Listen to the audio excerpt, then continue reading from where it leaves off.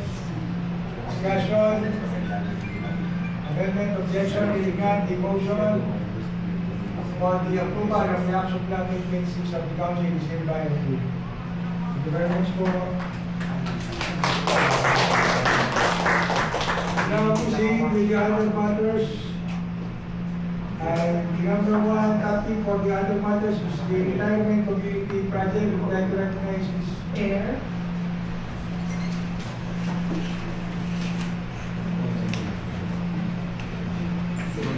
Thank you very much for this opportunity to discuss yung ating project dito sa San Pablo City, yung Convivencia Continuing Care Retirement Community, or tinatawag namin siyang CCRC, Continuing Care Retirement Community. Meron kasi kami yung technical working group on retirement and reintegration. Kasi yung ATICA ay isa tayo sa mga NGO na ito yung focus natin. Reintegration of, successful reintegration ng ating mga overseas Filipinos, especially women.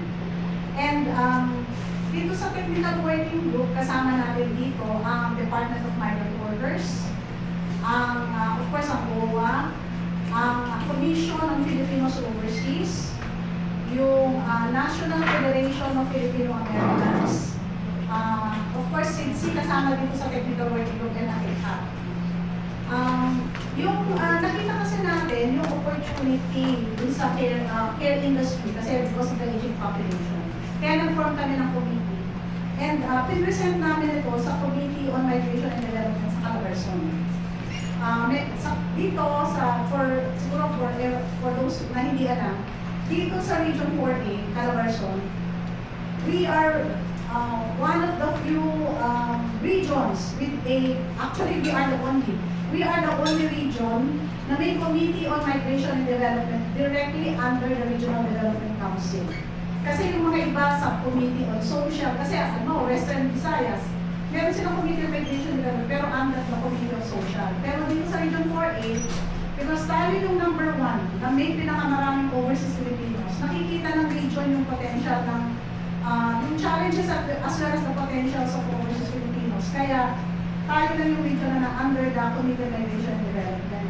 So dito sa committee na to, we meet regularly. Nandiyan sila po, nandiyan sila Marits, yung mga lahat ng agencies involved sa migration, ako po dyan. Lahat ng ating regional agencies, lahat ng provinces na may OFW. Of course, lahat ng provinces kasi natin may OFW One-Stop Migration Resource Center. Lahat ng state universities na ako po dyan, including Filipinos Province. Regularly, we need to discuss ano ba yung common program namin. I-present ko ito sa Committee on Migration and Development. And sabi nila, maganda yung programa na yan, kumuha na kayo ng pilot area para magawa yung feasibility study. And since ang lead nito ay ATICA at saka SIDSI ang maghahanap ng area, actually umikot kami kung baka Batangas sa Balita. Tapos naisip namin ng mga senyor, bakit pa tayo maghahanap ng malayo? At hindi na lang dito sa San Pablo. Nandito naman yung opisina ng ATICA, tapos ATICA naman yung inaasahang malaking trabaho dito kasi tayo na SIDSI ang nag-initiate. So, pumayag sila na dito. No? Fortunately, si Monsignor nakakita siya ng napakagandang lugar. No? Si Monsignor ang dapat natin pasalamatan para natin si Monsignor. Karagdan ni Monsignor yung kahit nahirap-hirap siyang pagkahanap-hanap dito dahil sabi na mas maganda talaga San Pablo.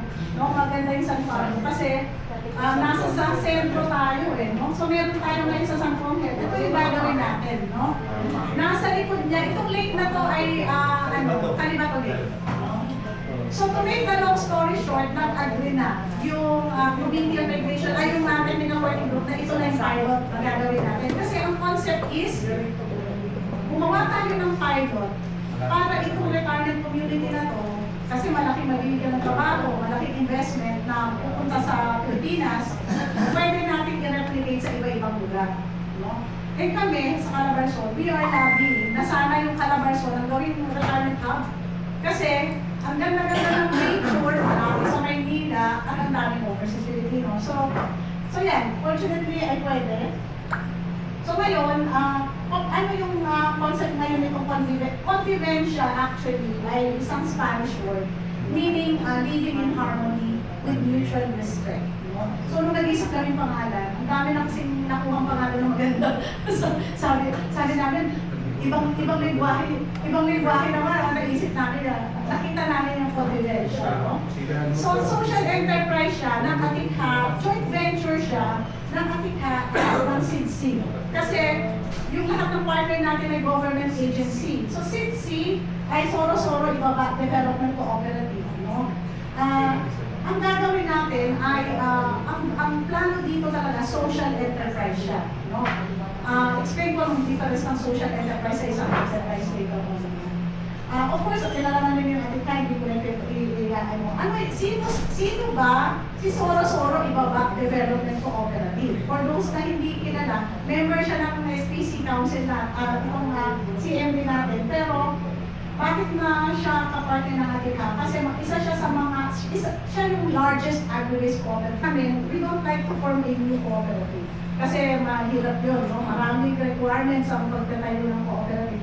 At saka mas magandang matatag na co-op na yung kapartner natin dito. Kaya ito yung reason kung bakit sila